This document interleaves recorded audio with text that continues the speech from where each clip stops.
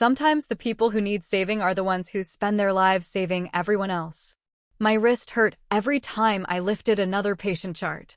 Not enough to stop me from working, just enough to remind me it was there. The fluorescent lights above the pediatric wing hummed softly as another 12-hour shift stretched into its 10th hour. Nurses moved through the hallways carrying medications and paperwork. Parents sat beside hospital beds holding on to hope with exhausted smiles. Monitors beeped steadily in nearby rooms. The hospital never really slept. Neither did the people inside it. I adjusted the sleeve of my scrub top before reaching for another file. The movement covered the faint discoloration near my wrist. A habit. Automatic now. Something I did without thinking. "Emily, you need a break," one of the nurses called from the station. "I am fine." The answer came instantly. It always did. People stopped asking questions when you repeated the same answer long enough. I checked another chart. Delivered another update. Comforted another worried family. Focus on everyone else. That had become my specialty. By 8 o'clock that evening, the emergency intake area became unusually active. Several black SUVs arrived outside the main entrance. Security personnel appeared moments later. Hospital staff exchanged curious glances. Somebody important had arrived. Normally, I would not have cared. Important people came through hospitals all the time. Illness did not discriminate between wealthy and ordinary. I continued organizing supplies until one of the administrators hurried past. "Vincent Moretti is here," she whispered to another employee. Several heads immediately turned. Even I recognized the name. Everyone in the city did. Business leader. Investor. Philanthropist. The kind of man whose reputation seemed larger than the buildings he owned. I paid little attention. Patients still needed care. A frightened little boy needed reassurance before a procedure. A worried mother needed answers. Real life felt more important than headlines. Nearly 30 minutes later, I stepped into the hallway carrying fresh paperwork. The pediatric wing had quieted somewhat. Evening shadows stretched across polished floors. I rounded a corner and almost collided with someone. "Sorry," I said automatically. Strong hands steadied the folder before it slipped from my grasp. "You're fine." The voice was calm, deep, controlled. I looked up. Vincent Moretti stood directly in front of me. Taller than I expected. Dark suit. Sharp features. Eyes that seemed to notice everything. For a brief moment, neither of us moved. Then I stepped back. "Thank you." "Long shift?" he asked. "Very." A faint smile touched his expression. "I can see that." The conversation should have ended there. Instead, a patient monitor sounded from a nearby room. I immediately turned toward the noise. Instinct. Training. Responsibility. The folder slipped slightly from my hands. Vincent reached out automatically to help. His fingers brushed my sleeve. The fabric shifted. Just enough. The edge of the discoloration near my wrist became visible beneath the hospital lights. Time seemed to slow. Vincent's gaze dropped briefly. His expression changed almost instantly. The relaxed calm disappeared. Not anger. Not judgment. Something far more unsettling. Concern. Real concern. I quickly adjusted the sleeve back into place. "Good night, Mr. Moretti." Then I walked away before another word could be spoken. Yet halfway down the hallway, I felt it. The unmistakable sensation of someone watching. Not because they were curious. Because they were worried. And somehow, for reasons I could not explain, that frightened me far more than the bruise itself. By the time my shift ended, the hospital parking garage was nearly empty. Midnight had settled over the city, turning the glass towers beyond the hospital into scattered islands of light. My feet ached. My shoulders felt heavy. All I wanted was a shower, a few hours of sleep, and a chance to forget the look I had seen in Vincent Moretti's eyes. Concern should not have stayed with me the way it did. Yet, somehow it followed me all the way to the elevator. The ride down felt endless. I checked my phone twice. Then 3 times. No new messages. No missed calls. Just silence. The elevator doors opened into the garage. Cool air brushed against my face. Rows of cars sat beneath pale fluorescent lights. I headed toward my aging sedan near the far corner. Halfway there, a familiar voice stopped me. Emily. I froze instantly. Not because I recognized the voice. Because I knew exactly who it belonged to. Slowly, I turned around. Vincent stood near one of the concrete support columns. His suit jacket rested over one arm. Without the crowd of hospital staff around him, he somehow looked even more imposing. Yet his expression remained calm, careful, as if he understood he was already testing the limits of my patience. Mr. Moretti. Vincent. What are you doing here? A faint smile appeared. I could ask you the same question. I looked around the nearly empty garage. I work here. Fair point. Despite myself, I almost smiled. Almost. Vincent took a few steps closer, but stopped several feet away, giving me space. You forgot this. He held out a small hospital identification clip. My eyes widened. It must have fallen from my pocket earlier. I accepted it immediately. Thank you. You're welcome. Silence followed. The kind that usually signaled the end of a conversation. Instead, Vincent remained where he was.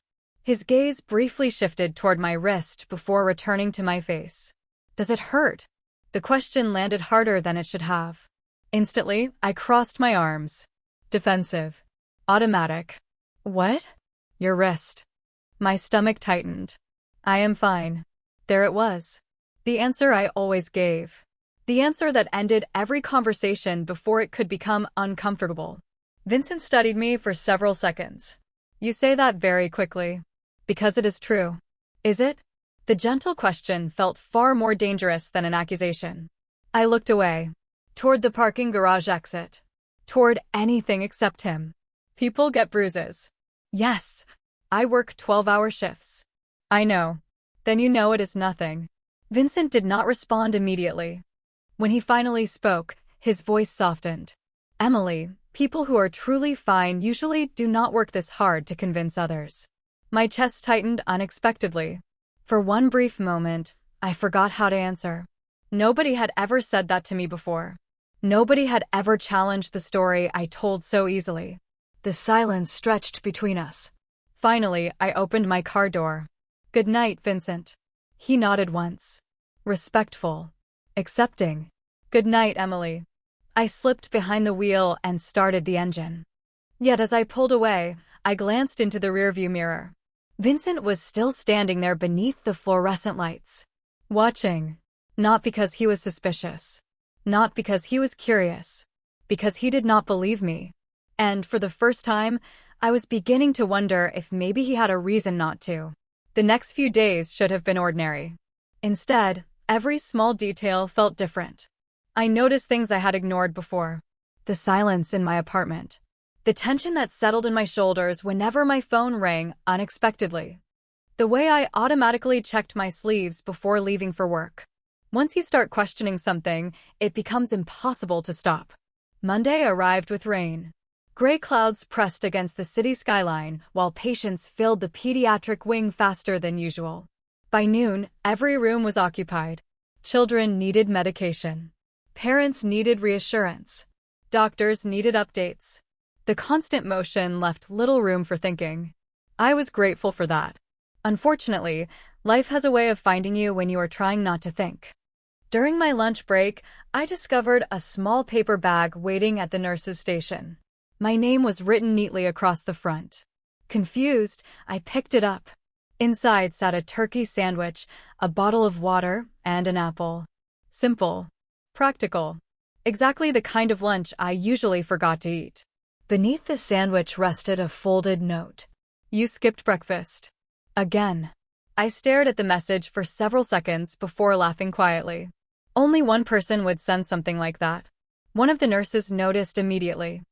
Secret admirer, she teased. Definitely not. Yet the smile remained on my face long after she walked away. Later that afternoon, my phone vibrated. Unknown number. Somehow I already knew who it was. Did you eat the sandwich? I shook my head. Then typed back. That is a very strange question. The response arrived almost instantly. It is also the correct question. Against my better judgment, I smiled again. Over the next several days, the messages continued. Nothing dramatic. Nothing inappropriate. Just small reminders. Drink water. Get some sleep. Eat lunch. The kind of things nobody had said to me in a very long time. The strange part was how quickly those simple messages became something I looked forward to. One evening, after an especially difficult shift, I stepped outside the hospital and found a familiar black SUV parked across the street. Vincent stood beside it holding 2 coffee cups. Rain drizzled softly around him. "You look tired," he said. "You always say that." "Because it is usually true." I accepted the coffee and immediately felt the warmth spread through my hands. For several minutes, we stood beneath the awning watching traffic pass. The city glowed through the rain. "Can I ask you something?" Vincent finally said. My stomach tightened slightly. "Maybe." His gaze remained fixed on the street ahead. "Who checks on you?" The question caught me completely off guard. "What?" "You spend all day taking care of everyone else." He glanced toward me. "Who takes care of you?" I opened my mouth, then closed it again. No answer came. Because the truth was painfully simple. Nobody. The realization settled heavily between us. Vincent looked away first, his expression becoming thoughtful. Serious. Like a man putting together pieces of a puzzle he did not like. A few moments later, his phone buzzed. He checked the screen briefly. Something changed behind his eyes. Not anger. Not surprise. Certainty. He slipped the phone back into his pocket and looked toward the rain-covered city. Then he spoke so quietly I almost missed it. I knew something was wrong. The next morning, I could not stop thinking about what Vincent had said. Or more accurately, what he had almost said. I knew something was wrong.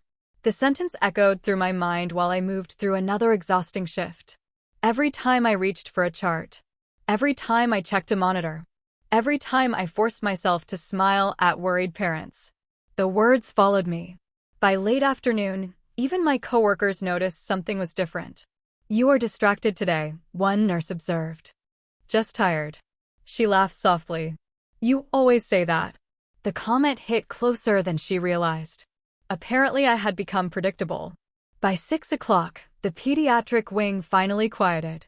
Most of the patients were resting. The hallways seemed calmer than usual. I welcomed the brief peace. Then my phone vibrated. A message from Vincent. "Have you eaten dinner?" I stared at the screen. Somehow the question felt less strange than it would have a week earlier. "Not yet." A response arrived almost immediately. 5 minutes. Before I could ask what that meant, the message disappeared beneath a new patient notification. Work pulled me away. 20 minutes later, I finally escaped to the staff lounge. The moment I opened the door, I stopped. A small insulated bag sat on the table beside a coffee cup. My name was written neatly across the side. I laughed to spite myself. Inside was a warm bowl of soup, a sandwich, and another handwritten note. "The hospital cannot function if the nurses collapse. Eat." I shook my head. The man was impossible. Yet while I sat there eating dinner for the first time all day, I felt something unfamiliar. Cared for.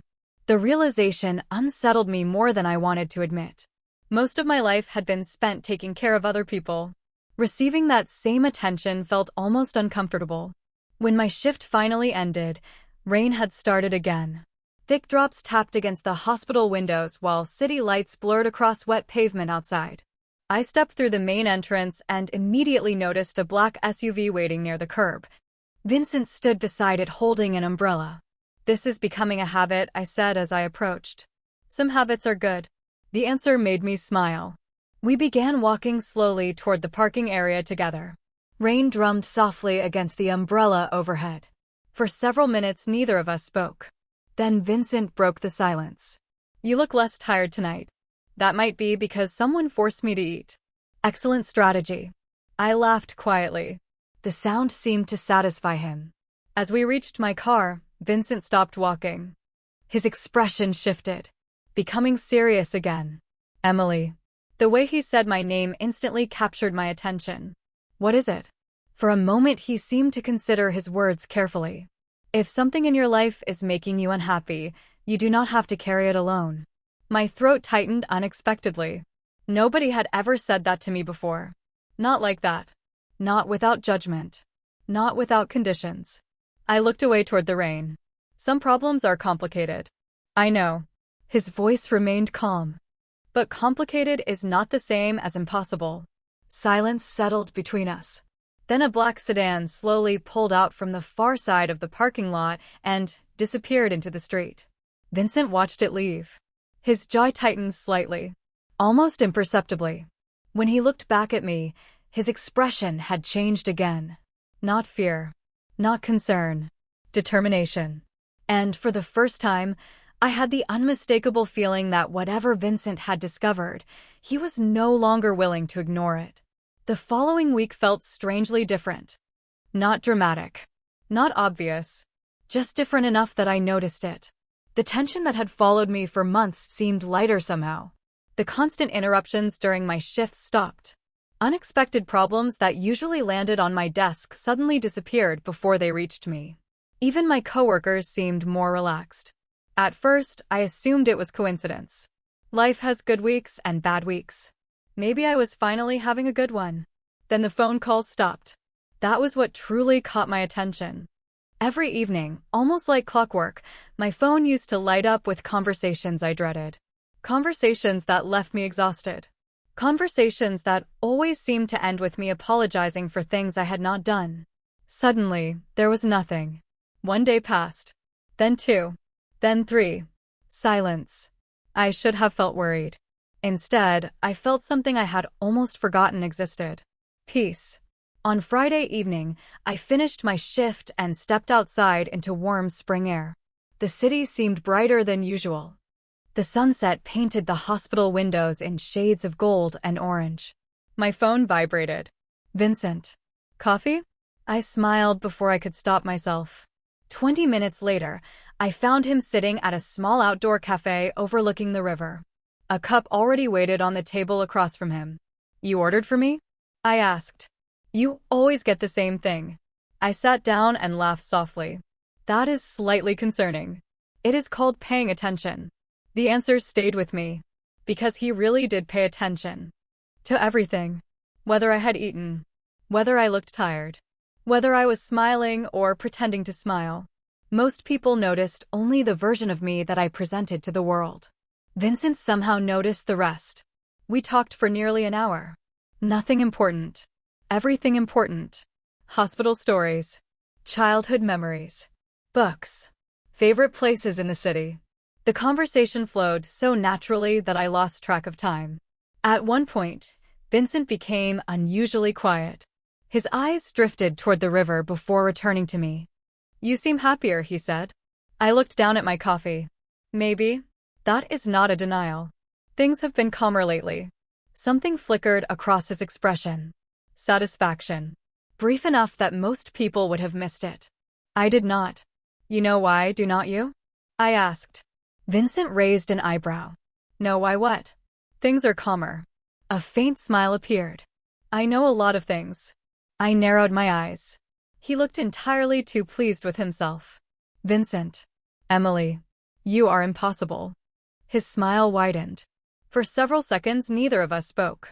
Then my phone buzzed. I glanced at the screen and froze. The contact I had grown accustomed to seeing for months was gone. Completely gone. The number had been disconnected. No messages. No calls. Nothing. My pulse quickened. Confusion mixed with relief.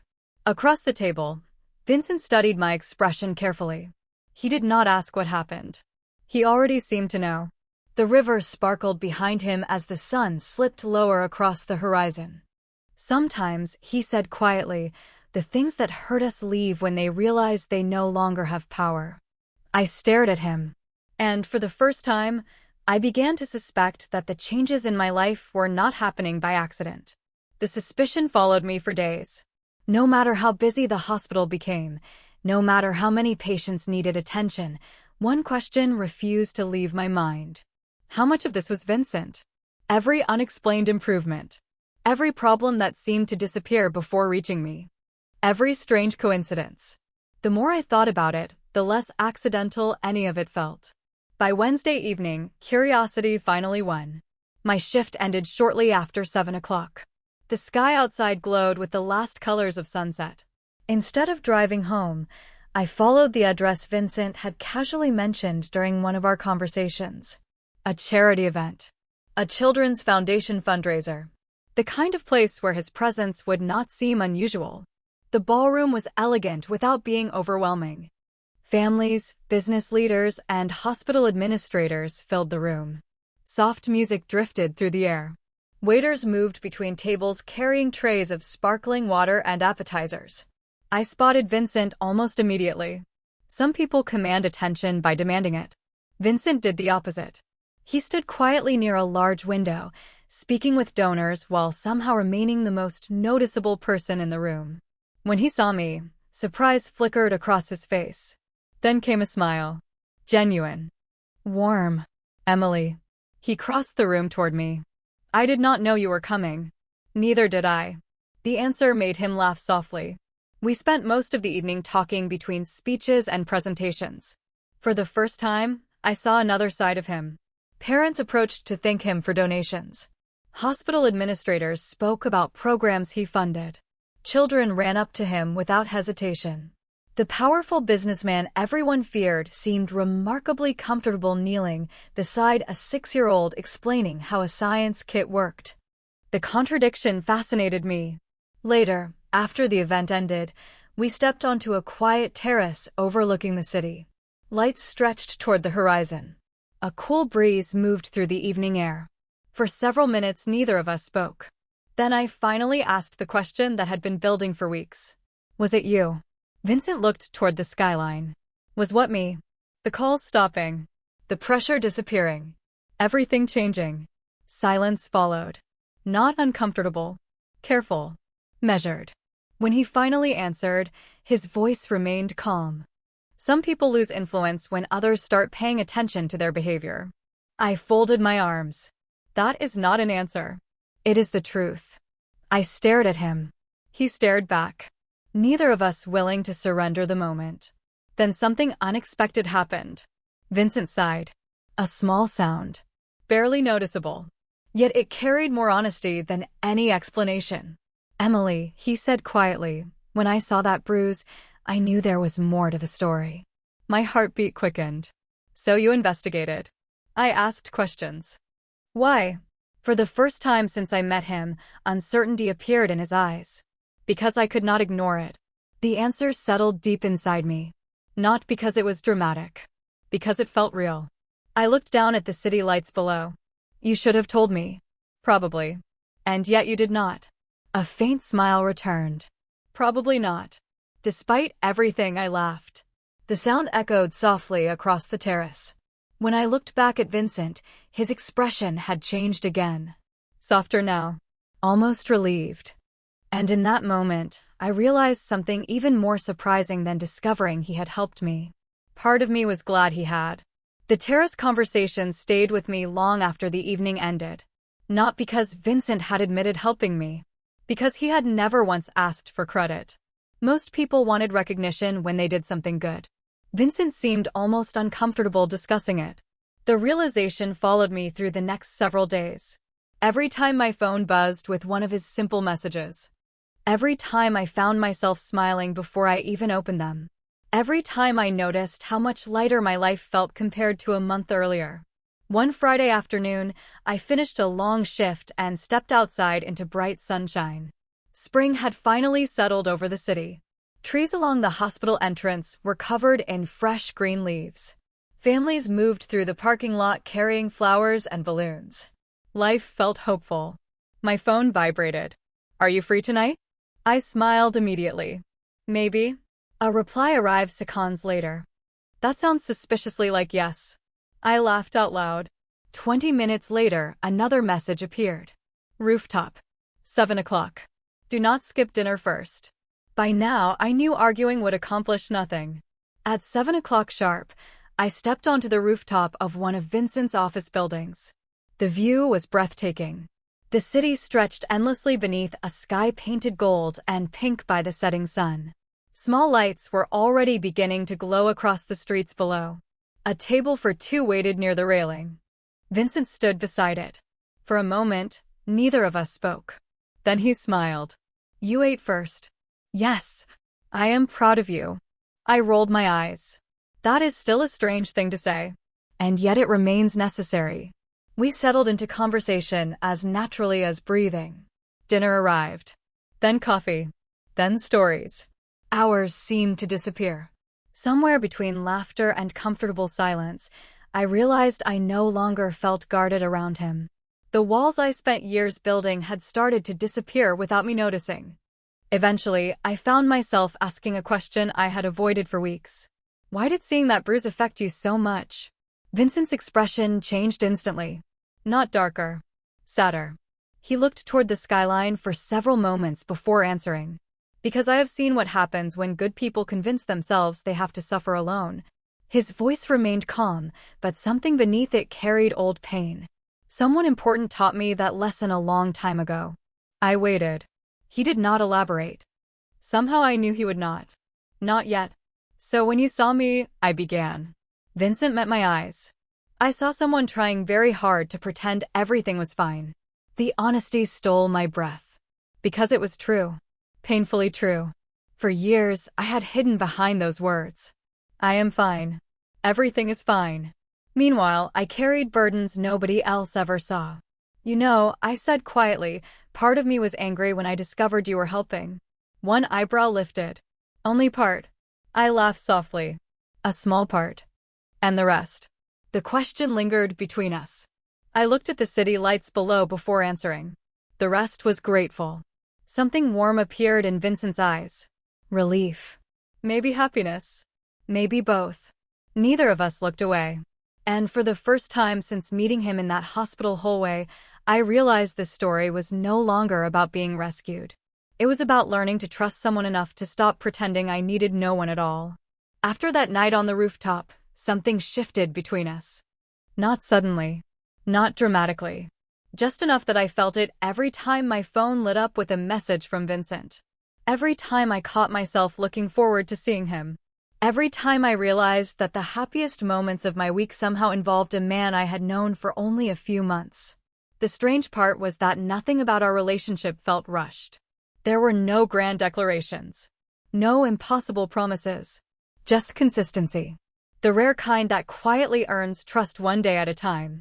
2 weeks later, I was helping organize a children's health fair sponsored by the hospital. Families filled the park. Bright tents lined the pathways. Volunteers handed out information while children ran between activity stations with painted faces and balloons. The atmosphere felt joyful, hopeful, the kind of day that reminded me why I loved my work. Vincent arrived shortly after noon. The moment several children recognized him, he found himself surrounded by questions, stories, and endless requests to participate in games. Watching him kneel beside a group of children building miniature rockets made me smile. The powerful man who intimidated business executives somehow became completely approachable around kids. "You are staring," a nurse teased beside me. "I am observing." "Sure you are." I laughed and shook my head. Yet part of me knew she was right. Later that afternoon, the event began winding down. Volunteers packed equipment. Families headed home. The park slowly grew quieter.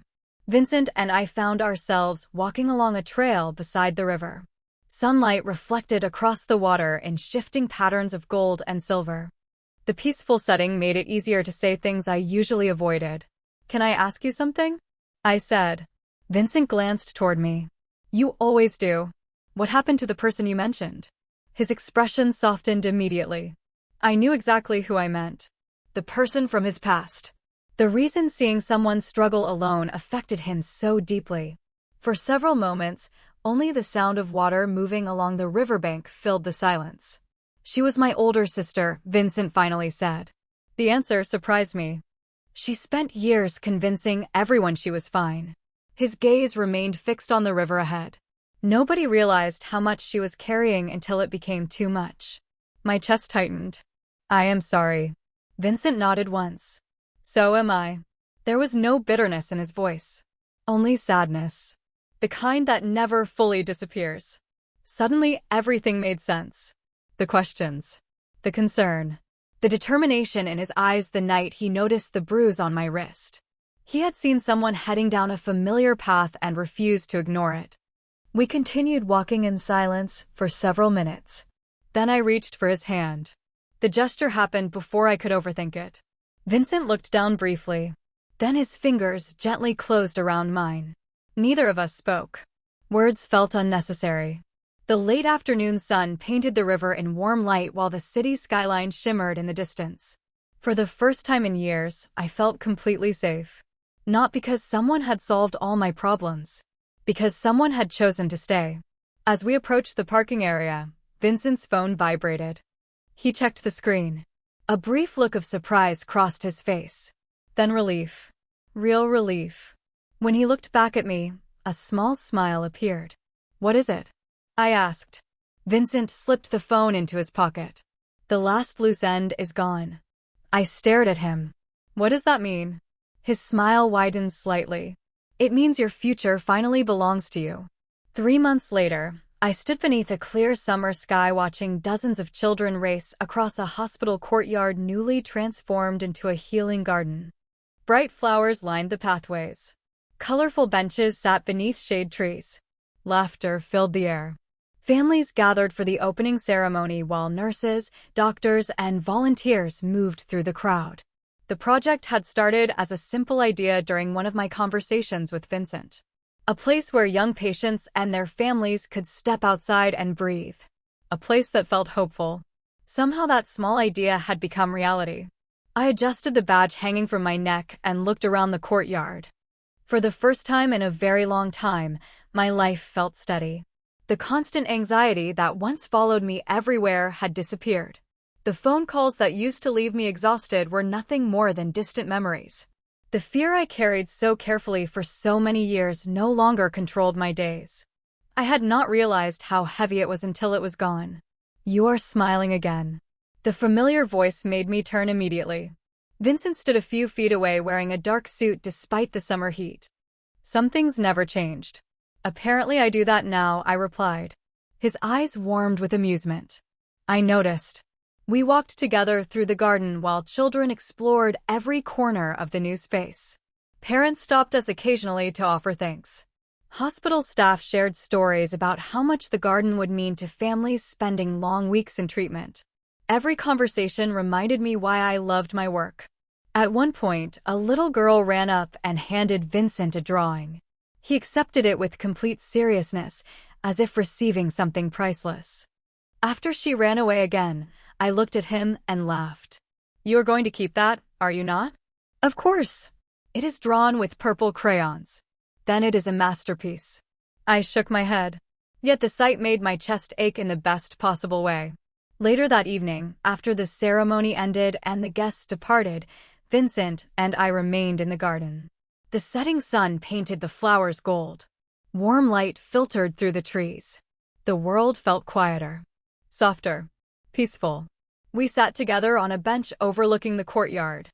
For several minutes neither of us spoke. We never seemed to need many words. Finally, I looked down at my wrist. The skin was clear now.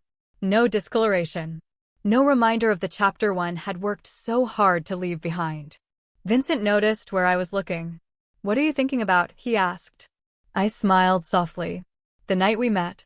His expression changed immediately. Thoughtful. "The hospital hallway." "Yes." I glanced toward him. "You saw something everyone else missed." Vincent was quiet for a moment. Then he shook his head gently. "No, Emily. No, I think other people saw it." His voice softened. I was simply the one who refused to look away. Emotion tightened my throat. Because deep down, I knew he was right. The difference was never power. Never influence. Never money. It was presence. He stayed. He listened. He cared. When the world became heavy, he stood beside me until I remembered my own strength. I reached for his hand. He immediately intertwined his fingers with mine. The last rays of sunlight faded across the garden while the city lights slowly awakened beyond the hospital grounds. For a moment, everything felt exactly as it should. Safe. Certain. Home. And as I sat beside the man who had changed my life simply by refusing to ignore my pain, I realized the future no longer frightened me. Because the chapter defined by fear had ended. The chapter defined by healing had already begun.